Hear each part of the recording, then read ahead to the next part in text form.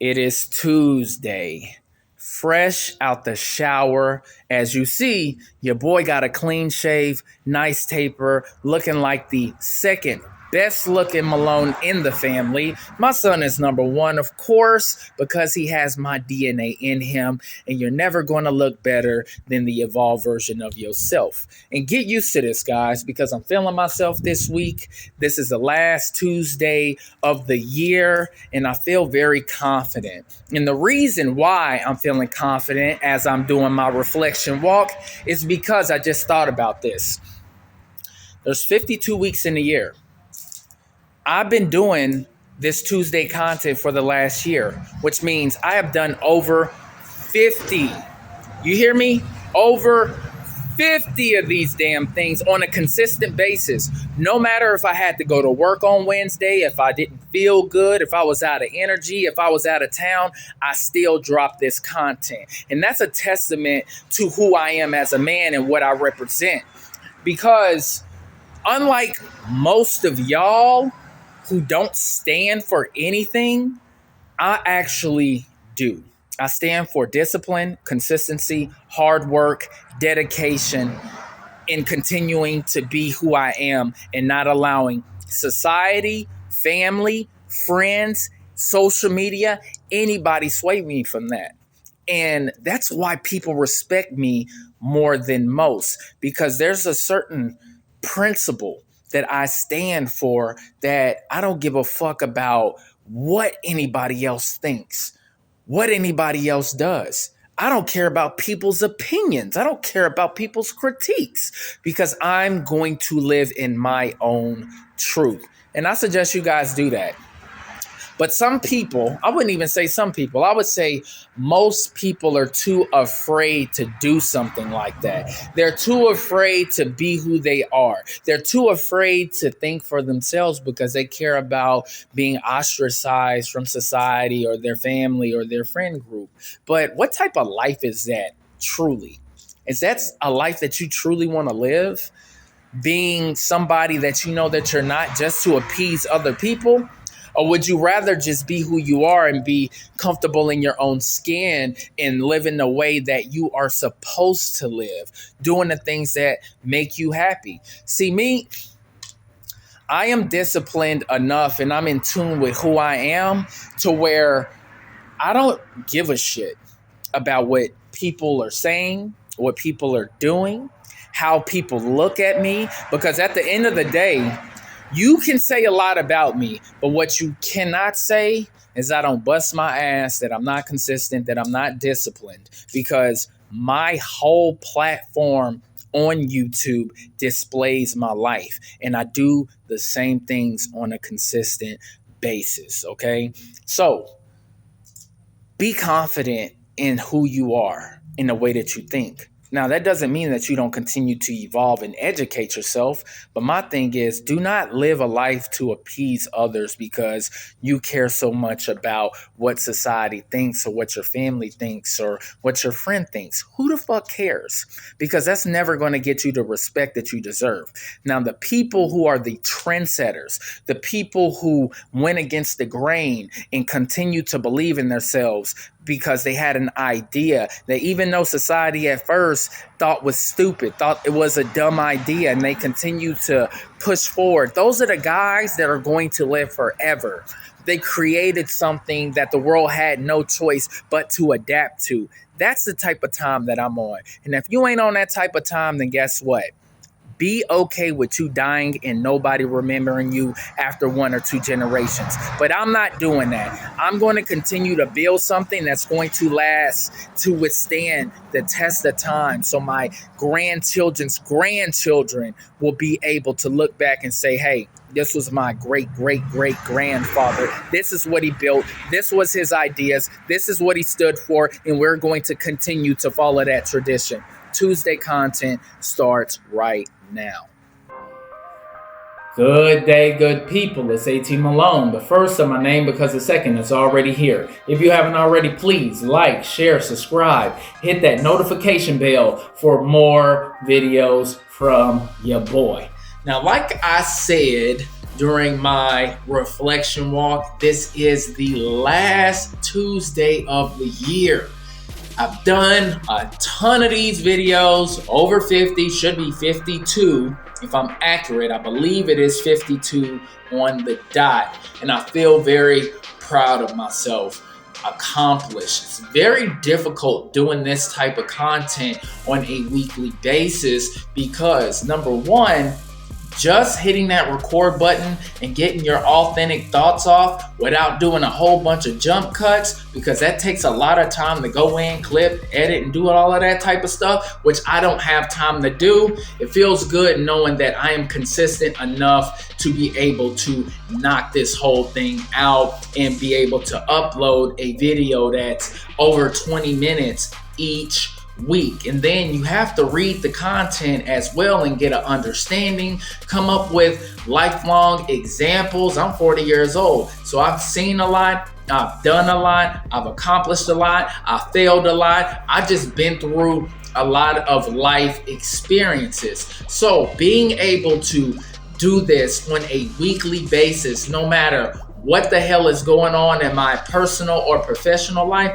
that is an accomplishment, guys. It truly is. Now, I know that a lot of people are trying to be entertained. They want to, watch brain dead things on social media. But sooner or later, I know for a fact this content is going to resonate with the masses. It might not be an overnight thing, but sooner or later, I know it's going to hit. But that's a lot of the self-belief that I have about having content that is substance based, that's going to last for a long period of time. And that's what I'm going to do. Yeah, I have my reaction stuff, my fun stuff that I do with my son, a whole bunch of, I say brain dead entertaining things, but you got to have that level of balance too, to where the people that are watching your content, they get that substance as well. Plus, I'm just doing the things that happen in my life. I cannot express that enough. Everything on this channel is based around my life. This is no gimmick. This is not me portraying to be somebody that I'm not. This is just authentic A.T. Malone. Now, I do have to toot my own horn again because I'm just a talented individual, guys. I really am. That's what AT stands for. It stands for absolute talent, which means that the things that I do is the things that I am good at, okay? And the things that I'm not good at, I'm just gonna bust my ass to become good at it. And that's what you gotta do. There's certain things and aspirations that you might have that it might not be your strong suit naturally, but that does not mean that you can't be good at it. For an example, my son was not a very good basketball player at all. He sucked. But what happened? He kept training. He stayed consistent at doing it. He stayed disciplined at it. And now he's the best basketball player on his team. You should have seen him last weekend doing them boys in. Actually, his highlight video is dropping on Wednesday at 5:30. So stay tuned to the channel. Like, subscribe to the channel if you haven't already so you can get that notification. Yeah, hit your notification bell too. But yeah, guys, look, the end of the year is upon us. And if you have done everything necessary to maximize your success, reach your goals, then you're going to feel the same way that I feel. Accomplished, confident, knowing that people could not even walk a mile in your shoes, and living exactly by your words. But as you know, that was my freestyle thoughts of the week. But that's not why we're here. Maybe it is. Maybe y'all like the freestyle thoughts. I don't know. Let me know in the comments. We'll see how the view count goes whenever I clip this up. But we are here for the richest man who ever lived. King Solomon's secrets to success, wealth, and happiness. And we are on chapter 8, and this is part 2. All right, so this week we are going to talk about the 4 qualities that make you invaluable. All right, so kindness and truth is what we talked about last week. the incurable benefit of making truth and kindness part of your life. Now, this week we are going to discuss the roadblocks to kindness and truth. Knowing the incredible benefits to inscribing kindness and truth on the tablet of our hearts, why would anybody put them aside for self-centeredness and dishonesty? The answer is simple. Our self-centeredness and self-involvement are mental and emotional muscles we exercise on a daily basis. We tend to choose our own interests over kindness. In regards to kindness, it's a mental and emotional muscle that is exercised only when we make a conscious choice to do so. It forces us to set aside our personal needs and desires long enough to focus our attention on the genuine needs of others. This is not an easy task, but if you exercise this on a regular basis, it becomes stronger and more naturally with little conscious effort at all. Now, parenting honestly made me more kind, because when you're dealing with a child, their brain isn't fully developed, guys. We know that. And let's just say when they're an infant, they're crying because their diaper needs to be changed or they're hungry. You have to be kind. You have to be gentle with them. When they're teething, you know that they're teething and it hurts them because their teeth are breaking through the gums. So you got to hold them. You got to be gentle with them. You got to keep them calm because they're up here and you can't be up here with them. You got to be down here and you got to tell them, hey, it's okay. And raising my son taught me to be kind, because I'm not a kind person, naturally, because I've been through a lot of things that hardened me. I've seen a lot of things that I shouldn't have seen at a young age, and that changed who I was as a child and even as a adult. So having my son really made me a very, very kind person. I will give him my last. I will give him my life if his life depends on it, So being a parent really forces you to be kind. All right, now, why is it so easy to lie? When most people think of someone who is dishonest, we usually think of other people and rarely of ourselves. But if one includes exaggerations, white lies, and conscious omission of relevant facts, most of us are guilty of dishonesty on a regular basis. We do this because it temporarily puts us in a better position than telling the absolute truth. Now, there are 3 reasons to be dishonest. 1, to promote ourselves. 2, to protect ourselves. And 3, to manipulate the thoughts, feelings, or actions of others. But all 3 reasons are false perceptions. We gain short-lived benefits, and the consequences of our dishonesty is long-term. Now, being a dishonest person is cancerous, guys. It's poison, because what tends to happen is that once you become dishonest on a consistent basis, it becomes the fabric of who you are. You know how some people lie so much that they start believing their own lies? That is a dishonest person. Now let's look at the 3 reasons, right? 1, to promote ourselves. That's like a person that interviews very well for a job that they know nothing about, they have 0 experience in, and what ends up happening is once they get in that position, they get found out, they get exposed because they cannot do the job. Now 2, to promote ourselves, okay? Those people who do that, they don't stand up for what's right. They follow the crowd even though they don't believe in what the crowd really believes. It's kind of like these liberal people who know that being a conservative person, right, having family values goes against being like a Democrat, liberal person, because those people think that everything should be inclusive when it should not. They don't know what right from wrong truly is. They don't hold themselves accountable for nothing. And the people that live the polar opposite still vote Democrat when they are conservatives. They believe in God. They go to church on a regular basis. They don't believe in same-sex marriages, but they vote in that direction anyway. And 3, to manipulate the thoughts, feelings, or actions of others. Now, that's a weak person that's in a weak position, because a person that's in a strong position, they're going to tell you the honest truth and not give a shit about what you think or how you feel about it, because the truth means more to them than the lie, the dishonesty, telling people what they want to hear. Nobody likes that, okay? And when you get found out for doing that type of stuff or having that type of behavior, people stop trusting you. They don't want to be around you. They just stop dealing with you completely, right? Now, remember, dishonesty always starts in the hearts and minds of individual men and women. But if you make honesty the cornerstone of your personality, you can avoid the consequences of dishonesty. All right, moving on to the ultimate consequences of dishonesty that we may not see until it's too late.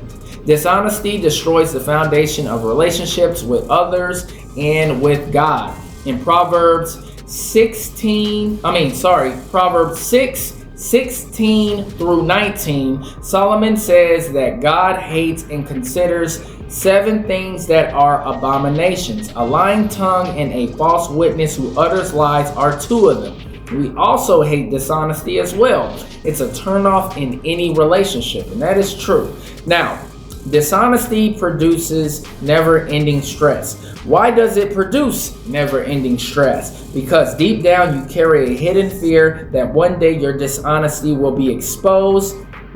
All this creates stress and robs us of our joy. Now, I tell guys this all the time. When you are out there and you're dating, tell the women what your intentions are at the very beginning. Don't lie about what your intentions are.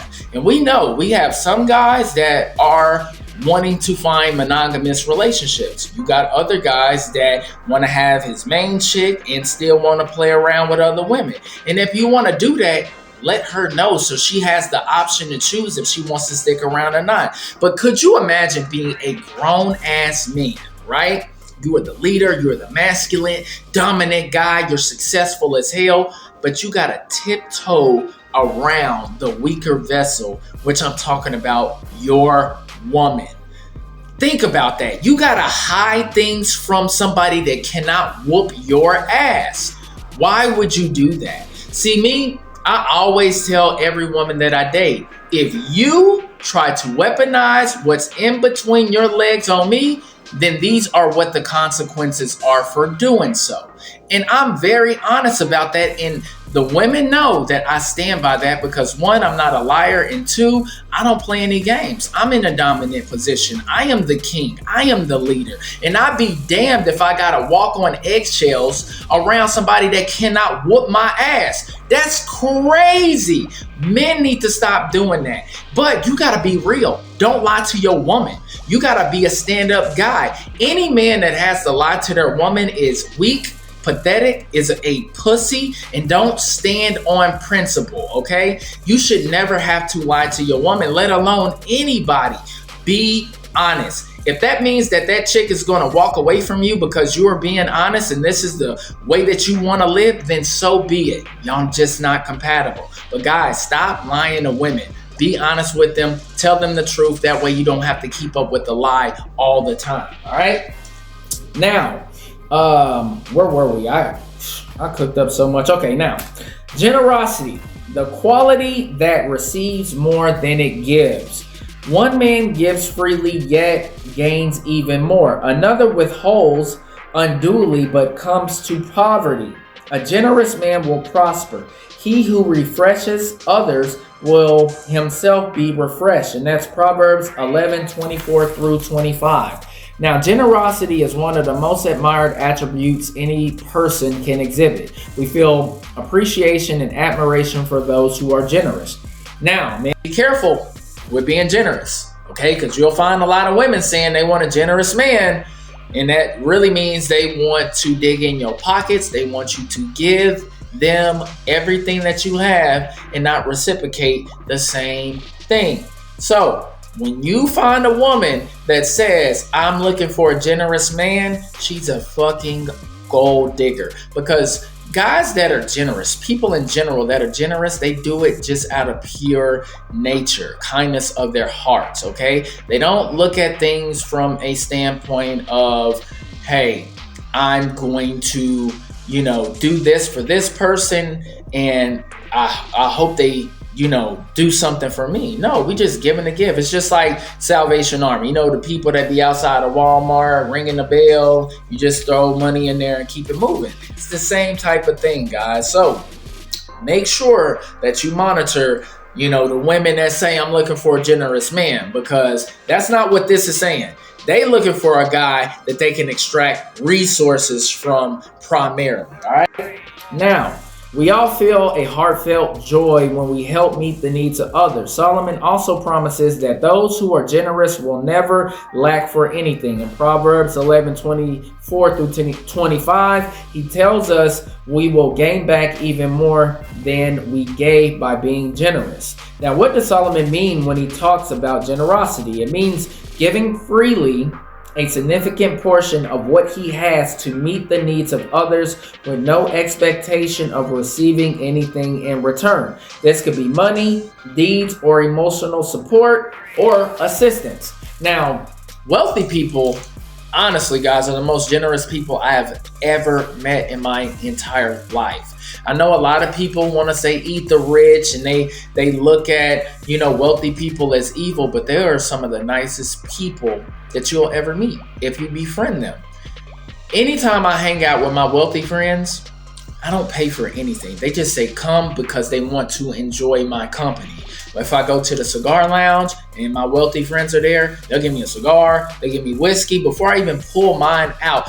And then it gets to the point to where I'm like, okay, I gotta beat them to the punch. I need to, give them a cigar or, some whiskey or whatever it is, just so I can beat them to it. And it's not even a competition thing. It just makes you compelled to do the nice gesture. I'm telling you guys, when you're around wealthy people, they are, some of the most stress-free, positive people that you'll meet, because they've already put in the work throughout their whole lives, and they have reached a level of success and income to where they don't have a care in the world. And you can only buy so many things, right? Until you're like, okay, I need to just start giving. Even now, guys, I'm not even rich and I'm generous. I give my son the world. My lady gets whatever she wants. She has free reign around this house, and she don't pay a damn bill, and she will never pay a bill in this house. She can run the AC as much as she wants to, the water, I pay all the utilities and do all of that, because why not build this house, right? Purchase this house and not be able to let the people that you love and care about benefit from it. That's what we do. Being generous is a great thing, because once you reach that certain level of success in life, you want to just start giving shit away. You really do. You can only buy so many cars, homes, clothes, shoes, jewelry until you get bored of it. And then you're just like, you know what? Let me do something to change other people's lives in a positive way. All right. Now, Solomon says that the ones who are not generous will fall into poverty because they will never be satisfied with what they have and consistently want more. Now, that's kind of like the Scrooge effect in the Christmas Carol, right? Remember, Scrooge had all of the money and he was hoarding all of his money. He didn't want to give his money. And then those ghosts came and, gave him that reality check. And then he started giving money away, and he started seeing how it changed people's lives for the better. Tiny Tim, remember that?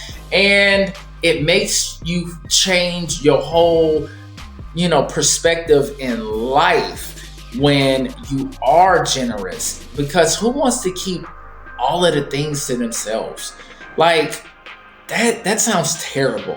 Nobody really truly wants to do that, because you won't even get the true benefits of life in that experience if you are just keeping everything.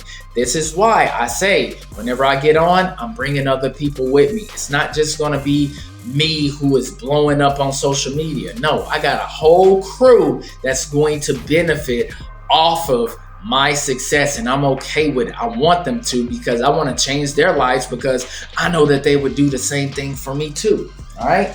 Now, we're going to talk about graciousness, the attribute that raises you up in the sight of others. A gracious woman attains honor. And that's Proverbs 11:16. According to Solomon, the one quality that will bring you honor, glory, attractiveness is described by the word splendor, that is of graciousness. The Hebrew word for gracious that Solomon used means to incorporate kindness, patience, tactfulness, elegance, appreciation, and favor. It means to extend these qualities to others beyond what is expected or deserved. Now, Solomon uses this word in referring to women because it seems to be more naturally inherited in women than in men. Not in 2025 though, guys. Come on, let's just be real. Women are probably the most selfish that they've ever been since the beginning of time. So I don't remember when this book was published, but that's not the case in 2025 going into 2026, guys. It's very difficult to find a really, really good woman that has these qualities, but they do exist. Women do exist. Good women do exist. I'm gonna say that again. Good women do exist. I have one. The guys that I associate myself with that are married have good women, but I'm gonna tell you something. When you find these good women, you better keep them. You know that they are rare, okay? It's really hard to find a woman that will open up their purse and purchase things for you, okay? Because women hold tight to their resources. They take ours. So when you find a woman that is willing to open up their wallet and pay for stuff, you better keep them. You heard me? Keep them, all right? Treat them well too. My woman is phenomenal. I'm keeping this chick forever. All right. Now, being gracious is a choice, and the first step to becoming gracious is to be grateful. It creates a gracious spirit. Being patient when you're feeling impatient, extending kindness when you are angry, extending appreciation even when you don't feel like it. True graciousness does all of this without any expectation of receiving anything in return. As you develop a heart and the habit of extending graciousness to others in your daily life, you will receive the honor that Solomon promises and all that it brings with you. So, like I said before, guys, look, having a good woman will change your life for the better, okay? Women that are good women definitely extend grace. They will understand the things that you are going through. They will not be a pain in the ass. They will not stress you out, okay? So you know that you are with a good woman when she is 1000% supportive of you. She is willing to invest in you without seeking anything in return. You know how sometimes, like my lady, she'll go to the store and she'll just buy something that she thinks that I would like, right? She's not expecting anything in return when she does that. She's just doing that with the kindness of her heart. And women like that, I'm telling you, those are prized possessions that you keep, that you hold, you value like a Rolex, all right? You make sure that you treat them extremely well. You give them the world, if you have the world, in the palm of your hand, all right? Because they deserve it. Now, that is Tuesday's content. I be trying to cut this down, man, to like 20 minutes or less. For some sort of reason, I'm unable to. It is what it is. But either way, I hope you guys enjoyed the content this week. It's the last one of the year. And don't forget, get your Revita. Make sure that you get your Revita, guys. Going into 2026, you want to be the total package. You want to make sure that you take care of your imperfections and that you're working on them. Make sure you get your Revita. You will not be disappointed. Hope everybody has a blessed new year, and I look forward to seeing y'all next year, all right? Don't forget to like and subscribe. Peace. Feel like they trying to box me in, so I keep a small circle around me, so fuck friends. I kept it real out the gate. These other cats pretend. Reigning supreme is something that will never